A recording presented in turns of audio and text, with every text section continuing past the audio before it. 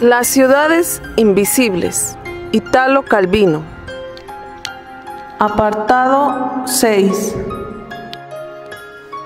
¿Te ha sucedido alguna vez ver una ciudad que se parezca a esta?, preguntaba Kublai a Marco Polo, asomando la mano ensortijada fuera del baldaquino de seda del bucentauro imperial, para señalar los puentes que se arquean sobre los canales, los palacios principescos cuyos umbrales de mármol se sumergen en el agua, el ir y venir de los botes livianos que dan vueltas en zigzag impulsados por largos remos, las gabarras que descargan cestas de hortalizas en las plazas de los mercados, los balcones, las azoteas, las cúpulas, los campanarios, los jardines de las islas que verdean en el gris de la laguna. El emperador, acompañado por su dignatario extranjero, visitaba Kinsay, antigua capital de depuestas dinastías, última perla engastada en la corona del Gran Khan. «No, sir», respondió Marco, «nunca hubiese imaginado que pudiera existir una ciudad semejante a esta». El emperador trató de escrutarlo en los ojos. El extranjero bajó la mirada. Kublai permaneció silencioso todo el día. Después del crepúsculo, en las terrazas del Palacio Real, Marco Polo exponía al soberano los resultados de sus embajadas. Habitualmente, el Gran Khan terminaba las noches saboreando con los ojos entrecerrados estos relatos hasta que su primer bostezo daba al séquito de pajes la señal de encender las antorchas para guiar al soberano hasta el pabellón del augusto sueño. Pero esta vez Kublai no parecía dispuesto a ceder a la fatiga. «Dime una ciudad más», insistía. Desde ahí, el hombre parte y cabalga 3 jornadas entre Gregal y Levante. Proseguía diciendo Marco, y enumeraba nombres y costumbres y comercios de gran número de tierras. Su repertorio podía considerarse inagotable, pero ahora le tocó a él rendirse. Era el alba cuando dijo: «Sir, ahora te he hablado de todas las ciudades que conozco. Queda una de la que no hablas jamás». Marco Polo inclinó la cabeza. «Venecia», dijo el Khan. Marco sonrió. «¿Y de qué otra cosa crees que te hablaba?». El emperador no pestañeó. «Sin embargo, no te he oído nunca pronunciar su nombre». Y Polo: «Cada vez que describo una ciudad, digo algo de Venecia. Cuando te pregunto por otras ciudades, quiero oírte hablar de ellas. Y de Venecia, cuando te pregunto por Venecia, para distinguir las cualidades de las otras, debo partir de una primera ciudad que permanece implícita. Para mí es Venecia. Deberías entonces empezar cada relato de tus viajes por la partida, describiendo Venecia tal como es, toda, entera, sin omitir nada de lo que recuerdes de ella». El agua del lago estaba apenas encrespada. El reflejo de cobre del antiguo palacio de los Song se desmenuzaba en reverberaciones centellantes como hojas que flotan. «Las imágenes de la memoria, una vez fijadas por las palabras, se borran», dijo Polo. «Quizá tengo miedo de perder a Venecia toda de una vez, si hablo de ella. O quizás, hablando de otras ciudades, la he ido perdiendo poco a poco».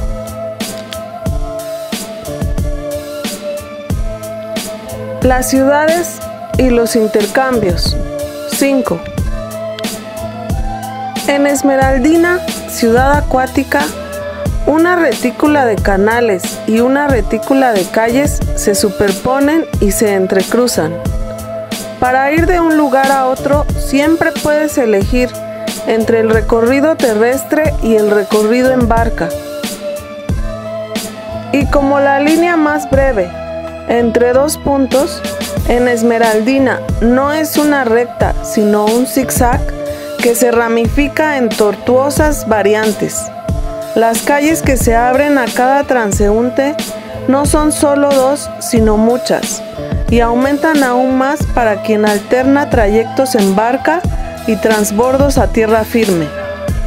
Así, el tedio de recorrer cada día las mismas calles es ahorrado a los habitantes de Esmeraldina. Y eso no es todo.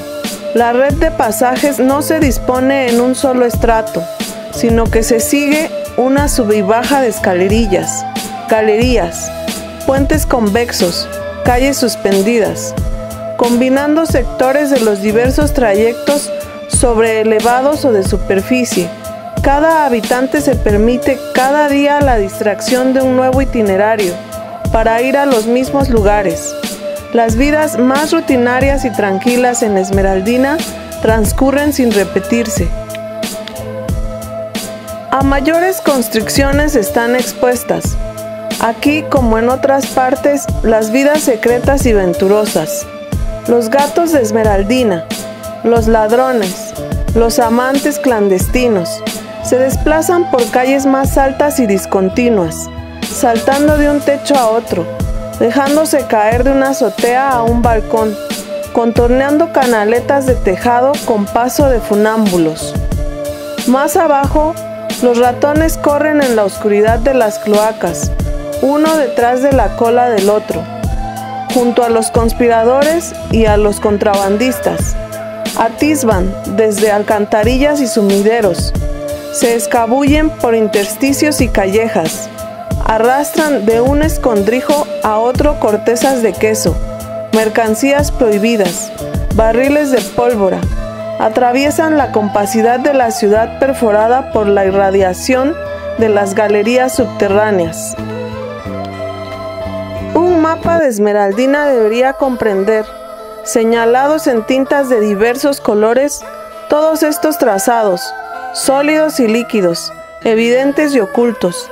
Más difícil es fijar en el papel los caminos de las golondrinas, que cortan el aire sobre los techos, caen a lo largo de parábolas invisibles con las alas quietas, se desvían para tragar un mosquito, vuelven a subir en espiral rozando un pináculo, dominan desde cada punto de sus senderos de aire todos los puntos de la ciudad.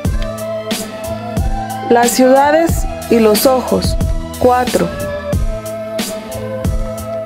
Al llegar a Fílides, te complaces en observar cuántos puentes distintos, uno del otro, atraviesan los canales, convexos, cubiertos, sobre pilastras, sobre barcas, colgantes, con parapetos calados. Cuántas variedades de ventanas se asoman a las calles, enajimés, moriscas, lanceoladas, ojivales, coronadas por lunetas o por rosetones. Cuántas especies de pavimentos cubren el suelo, cantos rodados, lastrones, grava, baldosas, blancas y azules. En cada uno de sus puntos, la ciudad ofrece sorpresas a la vista. Una mata de alcaparras que asoma por los muros de la fortaleza, las estatuas de 3 reinas sobre una ménsula. Feliz el que tiene todos los días a Fílides delante de los ojos y no termina nunca de ver las cosas que contiene. Exclamas, con la pesadumbre de tener que dejar la ciudad después de haberla solo rozado con la mirada. Te ocurre a veces que te detienes en Fílides y pasas allí el resto de tus días. Pronto la ciudad se decolora ante tus ojos, se borran los rosetones, las estatuas sobre las ménsulas, las cúpulas. Como todos los habitantes de Fílides, sigues líneas en zigzag de una calle a la otra. Distingues zonas de sol y zonas de sombra. Aquí una puerta, allá una escalera, un banco donde puedes apoyar el cesto, una cuneta donde el pie tropieza si no te fijas. Todo el resto de la ciudad es invisible. Fílides Es un espacio donde se trazan recorridos entre puntos suspendidos en el vacío. El camino más corto para llegar a la tienda de aquel comerciante, evitando la ventanilla de aquel acreedor. Tus pasos persiguen no lo que se encuentra fuera de los ojos, sino adentro, sepulto y borrado. Si entre dos soportales uno sigue pareciéndote más alegre, es porque él pasaba hace 30 años una muchacha de anchas mangas bordadas, o bien solo porque recibe la luz a cierta hora, como aquel soportal que ya no recuerdas dónde estaba. Millones de ojos se alzan hasta ventanas, puentes, alcaparras, y es como si recorrieran una página en blanco. Muchas son las ciudades como Fílides que se sustraen a las miradas, salvo si las atrapas por sorpresa. Las ciudades y el nombre. 3. Durante mucho tiempo, Pirra fue para mí una ciudad enastillada en las laderas de un golfo, con ventanas altas y torres, cerrada como una copa, con una plaza profunda en el centro, como un pozo, y con un pozo en el centro. Nunca la había visto. Era una de las tantas ciudades donde no he llegado jamás. Me imagino solamente a través del nombre. Eufrasia, Otilia, Márgara, Getulia. Pirra tiene su lugar entre ellas, distintas de cada una, como cada una inconfundible para los ojos de la mente. Llegó el día en que mis viajes me llevaron a Pirra. Apenas puse el pie, todo lo que imaginaba quedó olvidado. Pirra se había convertido en lo que es Pirra, y yo creía haber sabido siempre que el mar no está a la vista de la ciudad, escondido por una duna de la costa baja y ondulada, que las calles corren largas y rectas, que las casas están reagrupadas con intervalos, no altas, y las separan terrenos con depósitos de carpinterías y aserraderos, que el viento mueve la girándula de las bombas hidráulicas.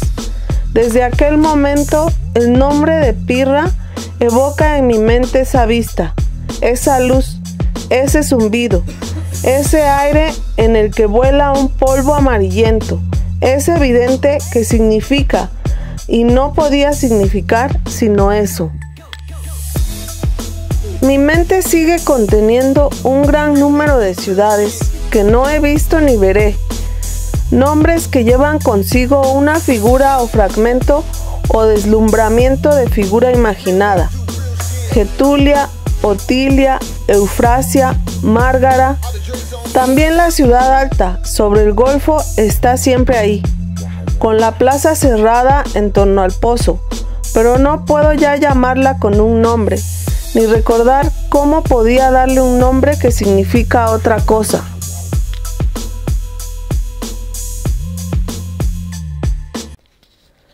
Las ciudades y los muertos. 2. Jamás en más viajes había avanzado hasta Adelma. Oscurecía cuando desembarqué.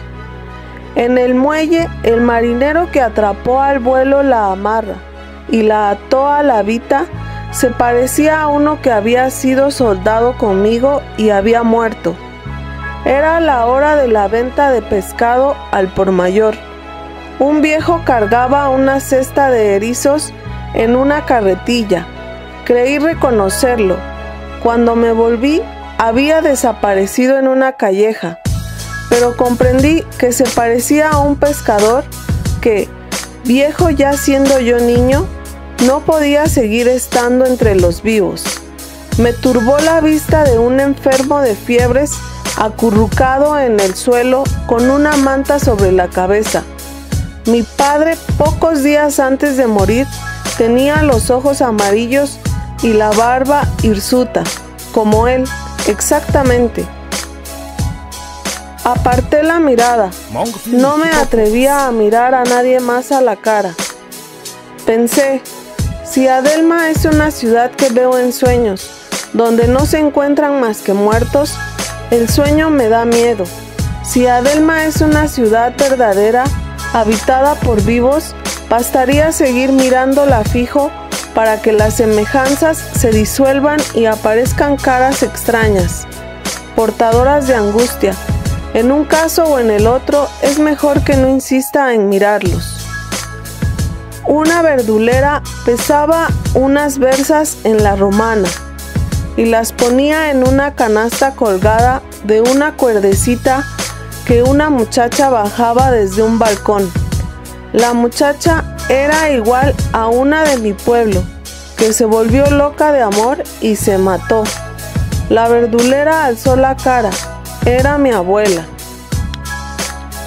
Pensé, uno llega a un momento de la vida en que de la gente que ha conocido son más los muertos que los vivos, y la mente se niega a aceptar otras fisonomías, otras expresiones. En todas las caras nuevas que encuentra, imprime los viejos calcos. Cada una encuentra la máscara que más se adapta.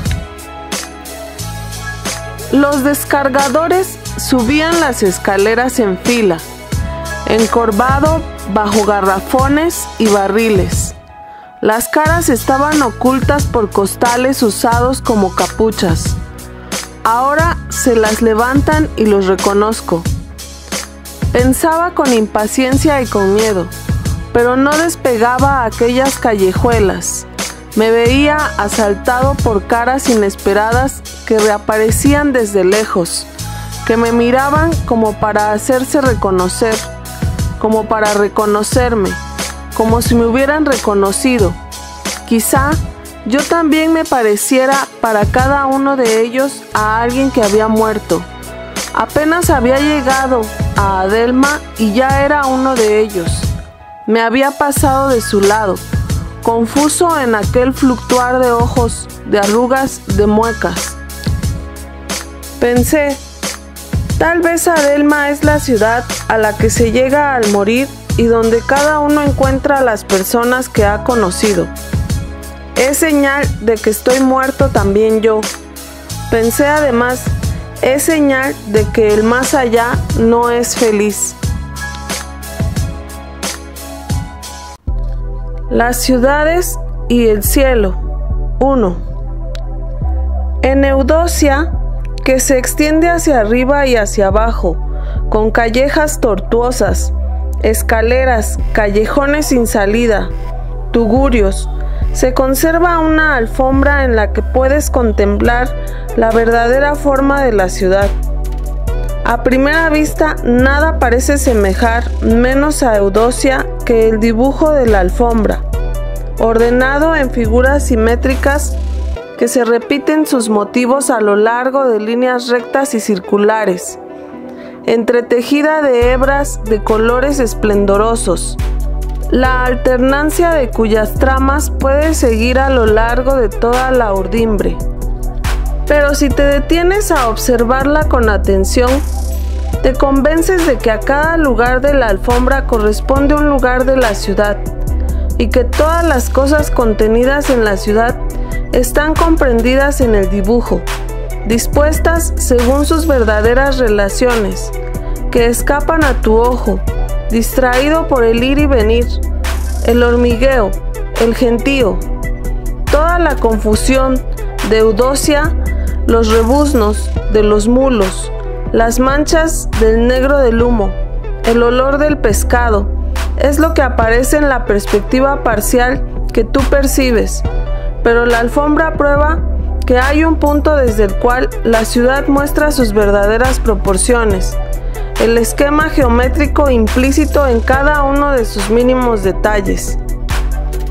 Perderse en Eudocia es fácil, pero cuando te encuentras en mirar la alfombra reconoces la calle que buscabas en un hilo carmesí, o índigo o amaranto que a través de una larga vuelta te hace entrar en un recinto de color púrpura que es tu verdadero punto de llegada.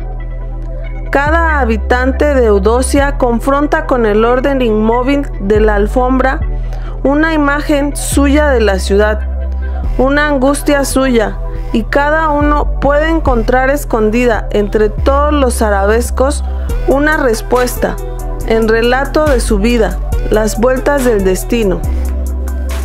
Sobre la relación misteriosa de dos objetos tan diversos como la alfombra y la ciudad, se interrogó a un oráculo. Uno de los dos objetos fue la respuesta. Tiene la forma que los dioses dieron al cielo estrellado y a las órbitas en que giran los mundos. El otro no es más que su reflejo aproximativo, como toda obra humana.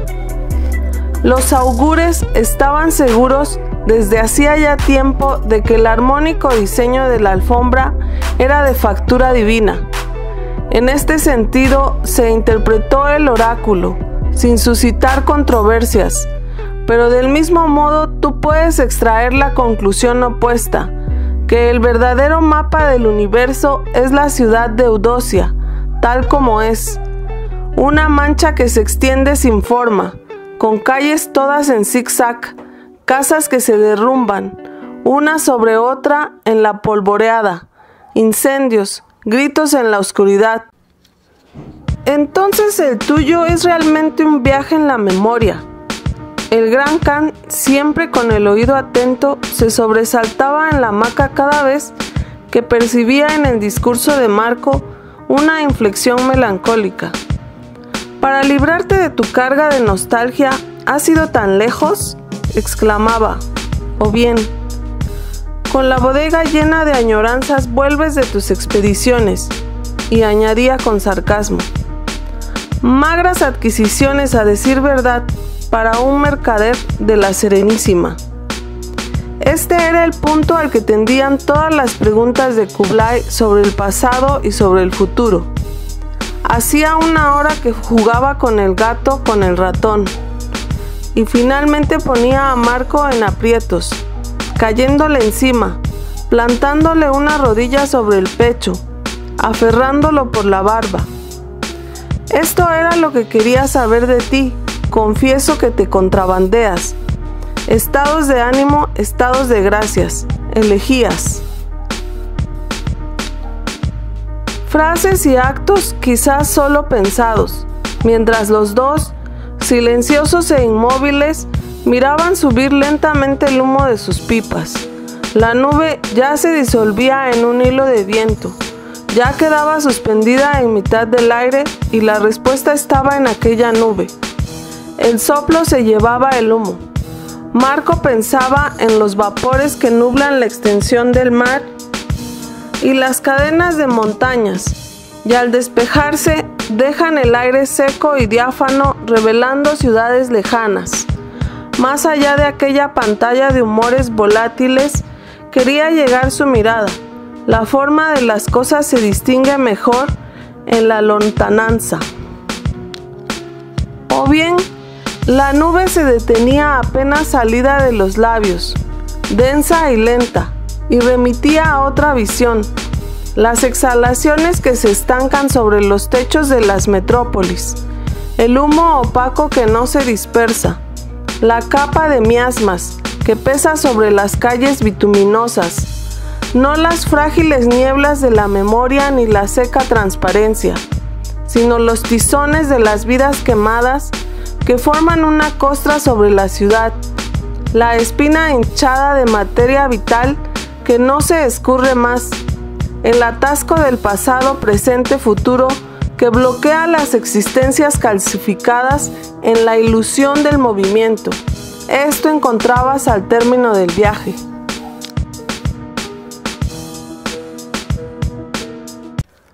Apartado 7. Kublai. No sé cuándo has tenido tiempo de visitar todos los países que me describes. A mí me parece que nunca te has movido de estos jardines. Polo. Todo lo que veo y hago cobra sentido en un espacio de la mente donde reina la misma calma que aquí, la misma penumbra, el mismo silencio recorrido por crujidos de hojas, En el momento en que me concentro en la reflexión, me encuentro siempre en este jardín, a esta hora de la noche, en tu augusta presencia, aunque siempre remontando sin un instante de descanso un río verde de cocodrilos, o contando las barricas de pescado salado que bajan a la bodega. Kublai, tampoco yo estoy seguro de estar aquí, paseando entre las fuentes de Pórfido, escuchando el eco de los surtidores y no cabalgando con costras de sudor y sangre a la cabeza de mi ejército, conquistando los países que tú tendrías que describir o tronchando los dedos de los asaltantes que escalan los muros de una fortaleza asediada. Polo, tal vez este jardín existe solo a la sombra de nuestros párpados bajos, y nunca hemos cesado, tú de levantar el polvo en los campos de batalla, yo de contratar costales de pimienta en lejanos mercados, pero cada vez que entrecerramos los ojos, en medio del estruendo y la muchedumbre, nos está permitido retirarnos aquí vestidos con kimonos de seda, para considerar lo que estamos viendo y viviendo, sacar conclusiones, contemplar desde lejos.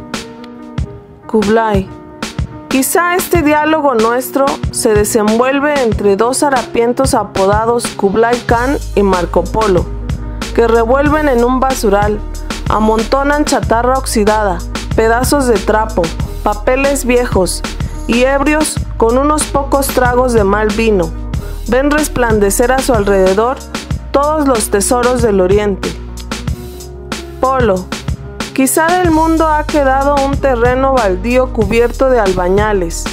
El jardín colgante del palacio del Gran Khan son nuestros párpados los que los separan, pero no se sabe cuál está adentro y cuál está afuera. Las ciudades y los ojos.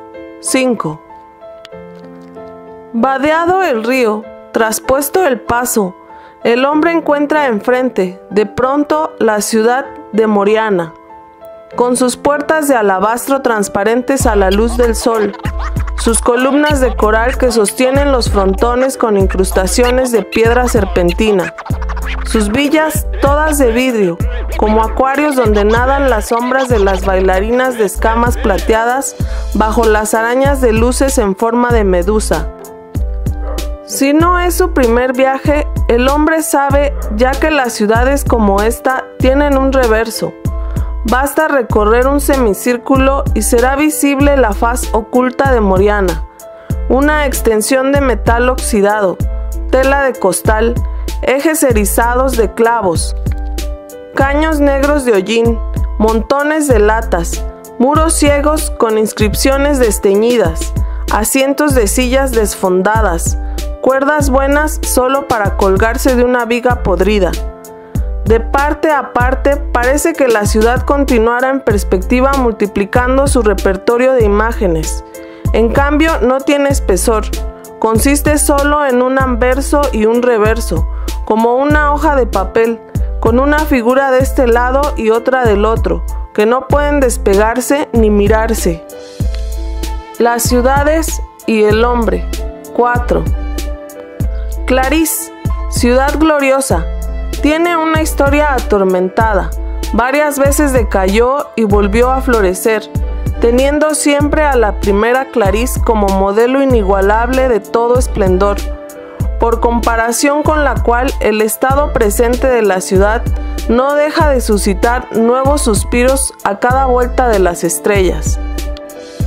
En los siglos de degradación de la ciudad, vaciada por las pestilencias, rebajada de estatura por los derrumbes de viguerías y cornisas y por los desmoronamientos de tierra, oxidada y obstruida por incuria o ausencia de los encargados de la conservación, se repoblaba lentamente el reemerger de sótanos y madrigueras, hordas de supervivientes que como ratones hormigaban movidos por la manía de hurgar y roer, y también de arrebañar residuos y fragollar, como pájaros haciendo su nido.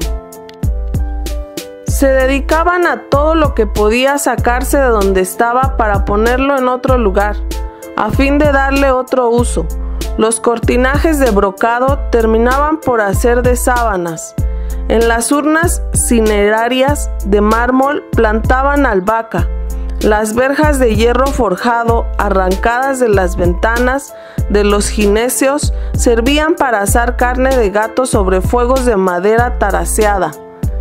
Puesta en pie por fragmentos desparejos de la clariz inservible, tomaba forma una clariz de la sobrevivencia, toda tugurios y cuchitriles, charcos infectos, conejeras, y sin embargo del antiguo esplendor de clariz no se había perdido casi nada, todo estaba allí, solo que dispuesto en un orden diferente pero adecuado no menos que antes a las exigencias de los habitantes.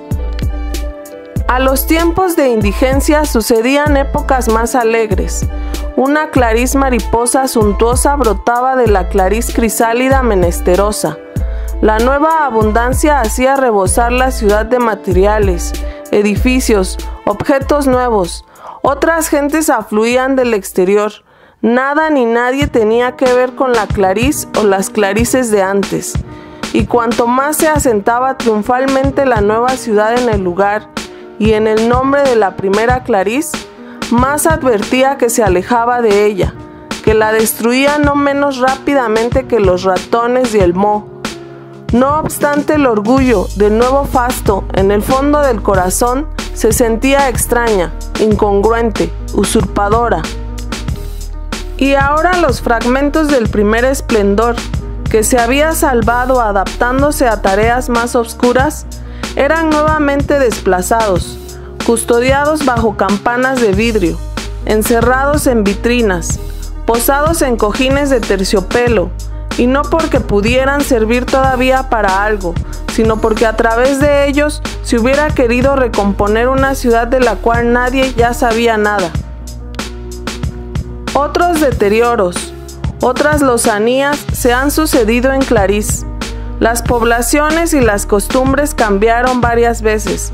Quedaron el nombre, la ubicación y los objetos más difíciles de romper. Cada nueva Clariz compacta un cuerpo viviente con sus olores y su respiración. Exhibe como un collar lo que queda de las antiguas clarices fragmentarias y muertas. No se sabe cuándo los capiteles corintios estuvieron en lo alto de sus columnas. Solo se recuerda uno de ellos que durante muchos años sostuvo a un gallinero, la cesta donde las gallinas ponían los huevos, y de ahí pasó al Museo de los Capiteles, en fila con los otros ejemplares de colección. El orden de sucesión de las eras se ha perdido. Que ha habido una primera Clariz es creencia difundida, pero no hay pruebas que lo demuestren. Los capiteles podrían haber estado antes en los gallineros que en los templos. En las urnas de mármol podía haberse sembrado antes albahaca que huesos de difuntos. De seguro se sabe solo esto. Cierto número de objetos se desplaza en un determinado espacio, ya sumergido por una cantidad de objetos nuevos, ya consumiéndose sin recambio. La regla es mezclarlos cada vez y hacer la prueba nuevamente de ponerlos juntos. Tal vez Clariz ha sido siempre solo un revoltijo de trastos desportillados, desparejos, en desuso. Las ciudades y los muertos. 3. No hay ciudad más propensa que Eusapia a gozar de la vida y a huir de los afanes. Y para que el salto de la vida a la muerte sea menos brusco, los habitantes han construido una copia idéntica de su ciudad bajo tierra. Esos cadáveres desecados de manera que no quede sino el esqueleto revestido de piel amarilla, son llevados allá abajo para seguir con las ocupaciones de antes. De estas, son solo los momentos despreocupados los que gozan de preferencia. Los más de ellos se instalan en torno a mesas puestas, o en actitudes de danza o con el gesto de tocar la trompeta. Sin embargo, todos los comercios y oficios de Eusapia, de los vivos, funcionan bajo tierra, o por lo menos aquellos que los vivos han desempeñado con más satisfacción que fastidio. El relojero, En medio de todos los relojes detenidos de su tienda, arrima una oreja apergaminada a un péndulo desajustado. Un barbero jabona con la brocha seca el hueso del pómulo de un actor mientras éste repasa su papel clavando en el texto las órbitas vacías. Una muchacha de calavera risueña ordena una osamenta de vaquillona. Claro, son muchos los vivos que piden para después de muertos un destino diferente del que ya les tocó. La necrópolis está atestada de cazadores de leones, mezzosopranos, banqueros, violinistas, duquesas, mantenidas, generales, más de cuanto contó nunca ciudad viviente.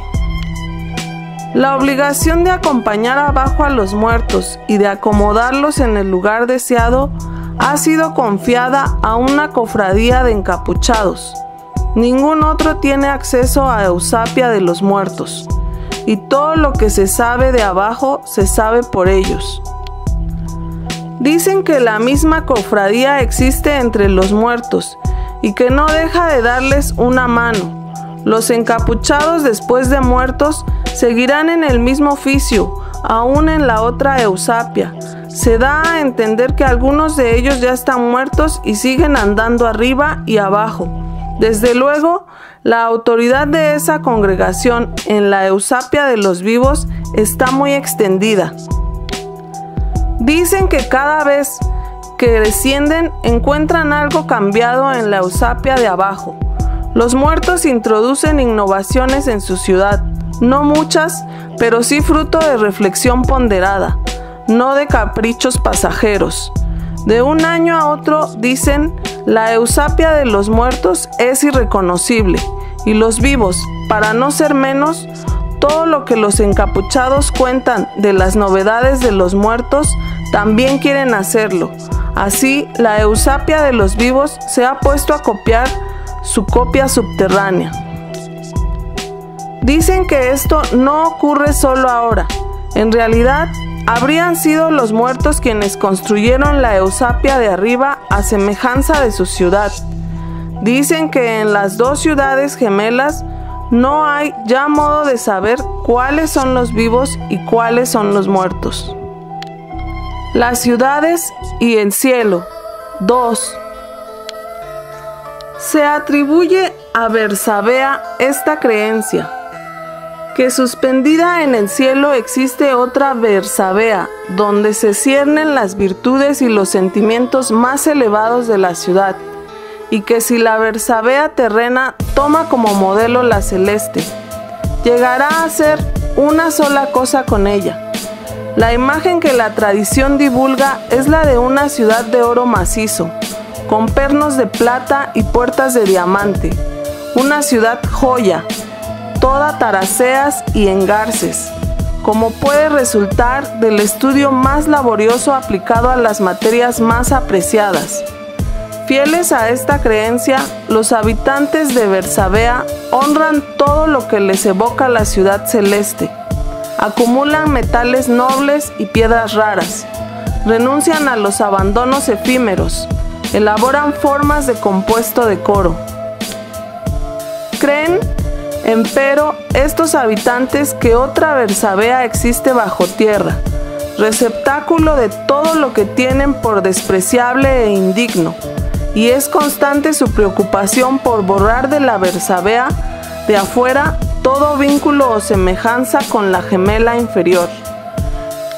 En lugar de los techos imaginan que haya en la ciudad baja cajones de basura volcados, de los que se desprenden cortezas de queso, papeles engrasados, agua de platos, restos de fideos, viejas vendas, o que sin más su sustancia es aquella oscura y dúctil y densa como la pez que baja por las cloacas prolongando el recorrido de las vísceras humanas, de negro agujero en negro agujero, hasta aplastarse en el último fondo subterráneo, y que de los mismos bolos perezosos enroscados allá abajo se elevan vuelta sobre vuelta los edificios de una ciudad fecal de entorchadas agujas.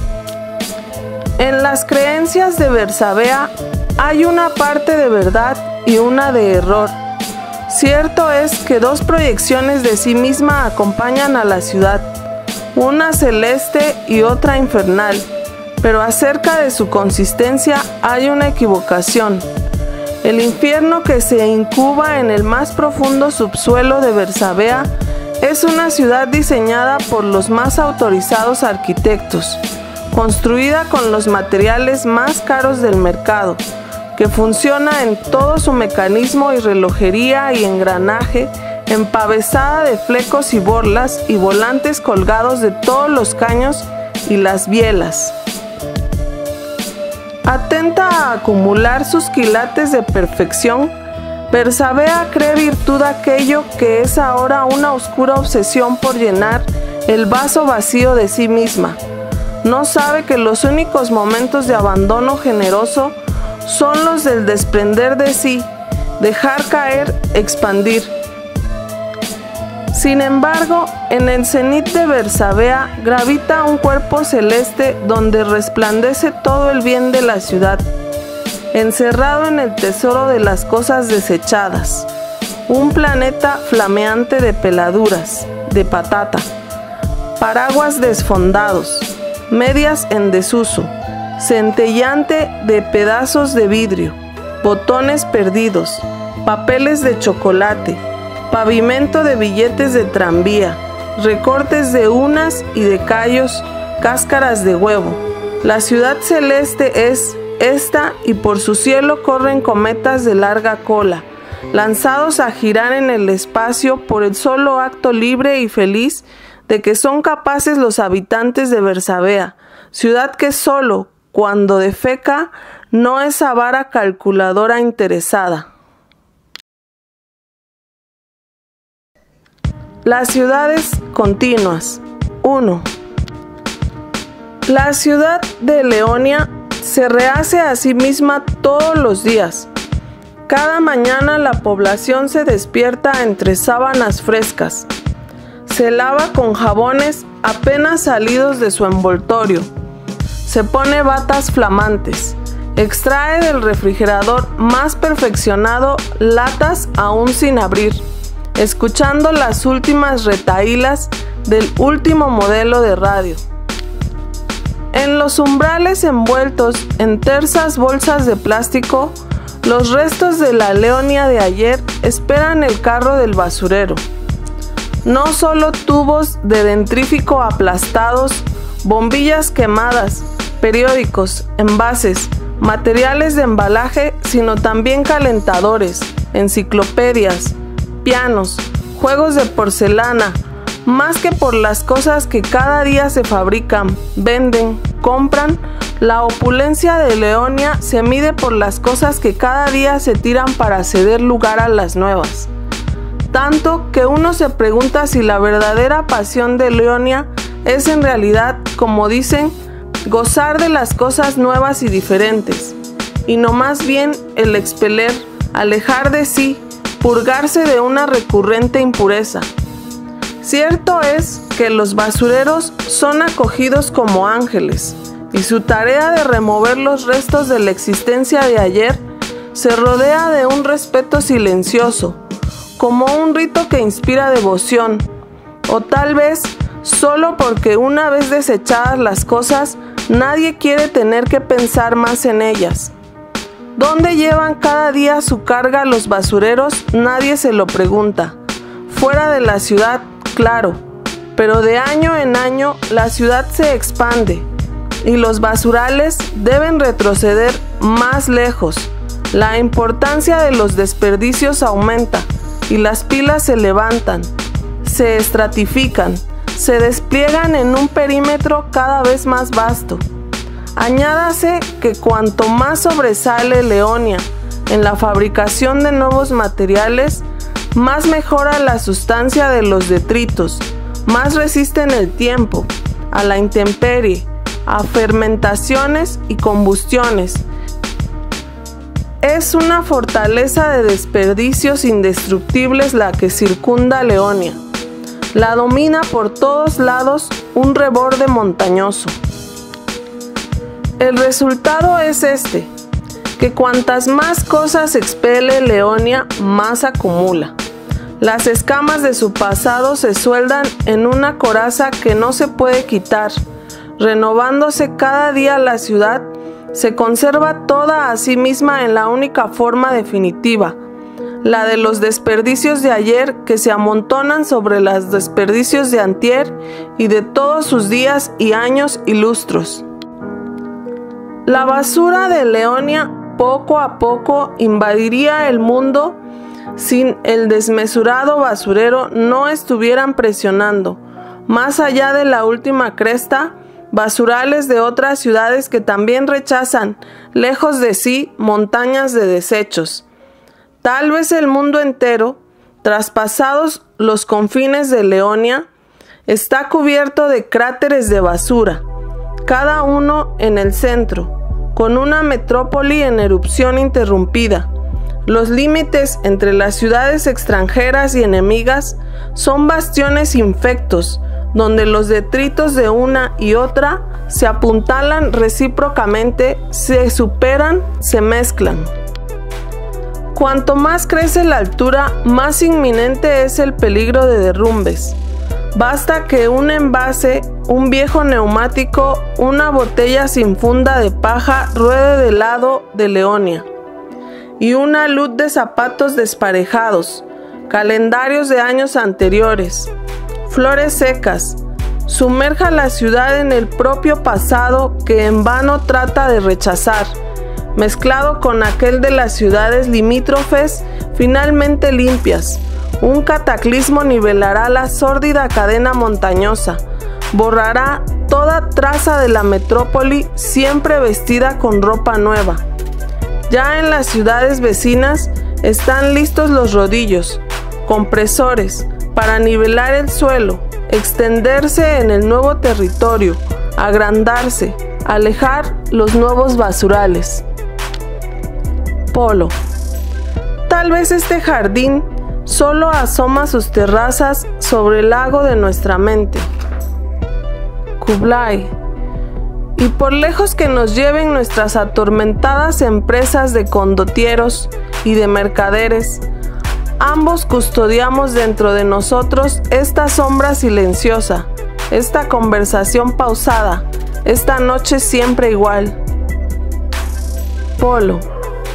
A menos que sea cierta la hipótesis opuesta, que quienes se afanan en los campamentos y en los puertos existan solo por lo que pensamos nosotros dos, encerrados entre estos setos de bambú, inmóviles desde siempre. Kublai. Que no existan la fatiga, los alaridos, las heridas, el hedor, sino solo esta planta de azalea. Polo. Que los cargadores, los picapedreros, los barrenderos, las cocineras que limpian las entrañas de los pollos, las lavanderas inclinadas sobre la piedra, las madres de familia que revuelven el arroz mientras amamantan a los recién nacidos, existan solo porque nosotros lo pensamos. Kublai. A decir verdad, yo no los pienso nunca. Polo. Entonces no existen. Kublai. No creo que esa conjetura nos convenga.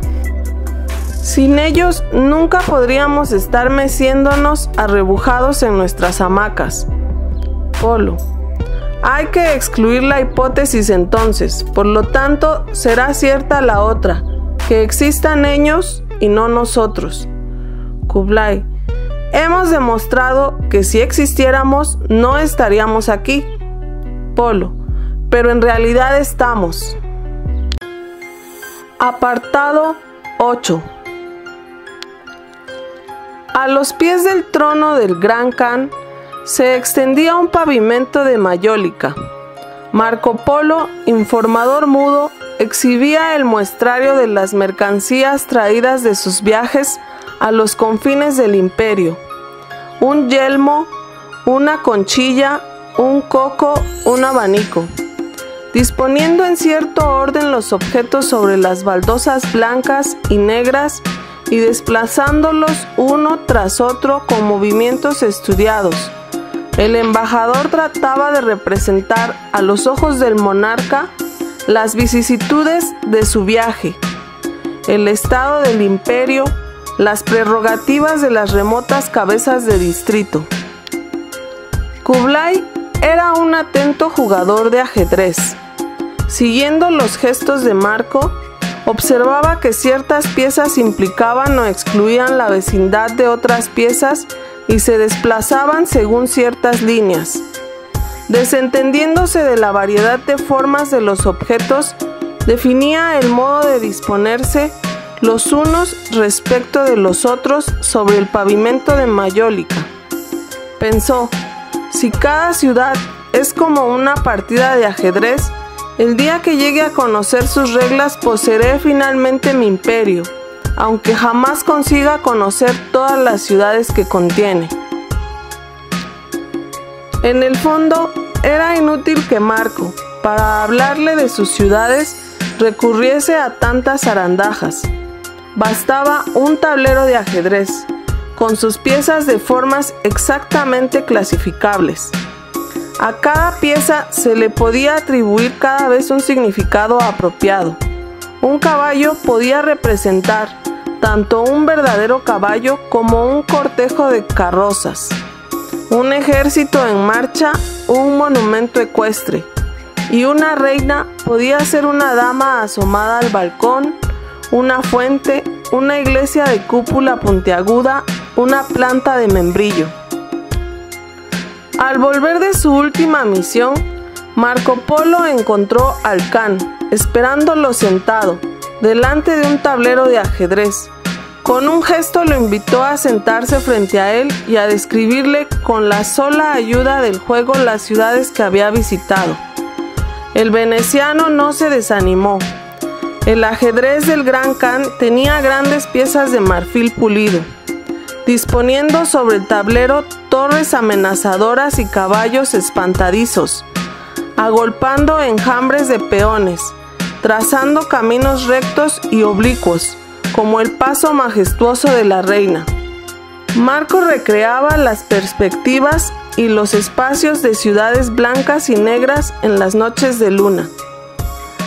Al contemplar estos paisajes esenciales, Kublai reflexionaba sobre el orden invisible que rige las ciudades, las reglas a las que responde su surgir y cobrar forma y prosperar y adaptarse a las estaciones y marchitarse y caer en ruinas. A veces le parecía que estaba a punto de descubrir un sistema coherente y armonioso por debajo de las infinitas deformidades y desarmonías, pero ningún modelo resistía la comparación con el juego de ajedrez. Quizá, en vez de afanarse por evocar con el magro auxilio de las piezas de marfil visiones de todos modos destinadas al olvido, bastaba jugar una partida según las reglas y contemplar cada estado sucesivo del tablero con una de las innumerables formas que el sistema de las formas compone y destruye. En adelante, Kublai Khan no tenía necesidad de enviar a Marco Polo a expediciones lejanas. Lo retenía jugando interminables partidas de ajedrez. El conocimiento del imperio estaba escondido en el diseño trazado por los saltos espigados del caballo, por los pasajes en diagonal que se abren a las incursiones del alfil, por el paso arrastrado y cauto del rey y del humilde peón, por las alternativas inexorables de cada partida. El Gran Kan trataba de ensimismarse en el juego, pero ahora era el porqué del juego lo que se le escapaba. El fin de cada partida es una victoria o una pérdida. ¿Pero de qué? ¿Cuál es la verdadera apuesta? En el jaque mate, bajo el pie del rey destituido por la mano del vencedor, queda un cuadrado negro o blanco. A fuerza de desencarnar sus conquistas, para reducirlas a la esencia, Kublai había llegado a la operación extrema, la conquista definitiva, de la cual Los multiformes tesoros del imperio no eran sino apariencias ilusorias. Se reducía a una tesela de madera cepillada, la nada. Las ciudades y el nombre. 5. Irene es la ciudad que se asoma al borde del altiplano, a la hora en que las luces se encienden y en el aire límpido se ve allá en el fondo la rosa del poblado, donde es más densa de ventanas, donde ralea en senderos apenas iluminados, donde amontona sombras de jardines y levanta torres con luces de señales, y si la noche es brumosa, un esfumado claror se hincha como una esponja lechosa al pie de las caletas. Los viajeros del altiplano, los pastores con los rebaños trashumantes, los pajareros que vigilan sus redes, los ermitaños que recogen raíces, todos miran hacia abajo y hablan de Irene.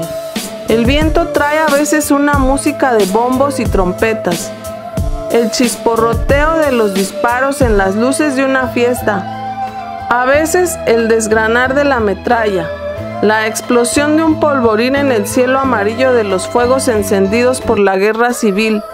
Los que miran desde arriba hacen conjeturas acerca de lo que está sucediendo en la ciudad. Se preguntan si estaría bien o mal encontrarse en Irene esa noche. No es que tengan intención de ir, y de todos modos los caminos que bajan al valle son malos. Pero Irene imanta miradas y pensamientos del que está allá en lo alto. Llegado a este punto, Kublai Khan espera que Marco hable de una Irene, como se ve desde adentro. Y Marco no puede hacerlo. ¿Qué es la ciudad que los del altiplano llaman Irene? No ha conseguido saberlo. Por lo demás, poco importa. Si se la viera estando en medio, sería otra ciudad. Irene es un nombre de ciudad de lejos, y si uno se acerca, cambia. La ciudad, para el que pasa sin entrar, es una, y otra para el que está preso de ella y no sale. Una es la ciudad a la que se llega la primera vez, otra la que se deja para no volver. Cada una merece un nombre diferente. Quizá de Irene he hablado ya bajo otros nombres. Quizá no he hablado sino de Irene. Las ciudades y los muertos. 4. Lo que hace a Argia diferente de las otras ciudades es que en vez de aire tiene tierra. La tierra cubre completamente las calles, las habitaciones. Están llenas de arcilla hasta el cielo raso. Sobre las escaleras se apoya otra escalera en negativo. Encima de los techos de las casas pesan estratos de terreno rocoso como cielos con nubes. Si los habitantes pueden dar vueltas por la ciudad, ensanchando las galerías de los gusanos y las fisuras por las que se insinúan las raíces, no lo sabemos. La humedad demuele los cuerpos y les deja pocas fuerzas. Conviene que se queden quietos y tendidos, tan oscuro está. De Argia, desde aquí arriba, no se ve nada. Hay quien dice, está allá abajo. Y no queda sino creerlo. Los lugares están desiertos, de noche. Apoyando la oreja en el suelo, a veces se oye una puerta que golpea. Las ciudades y el cielo. 3. El que llega a Tekla poco ve de la ciudad. Detrás de las cercas de tablas, los abrigos de arpillera, los andamios, los armazones metálicas, los puentes de madera colgados de cables o sostenidos por caballetes, las escalas de cuerda, los esqueletos de alambre. A la pregunta, ¿por qué la construcción de Tekla se hace tan larga?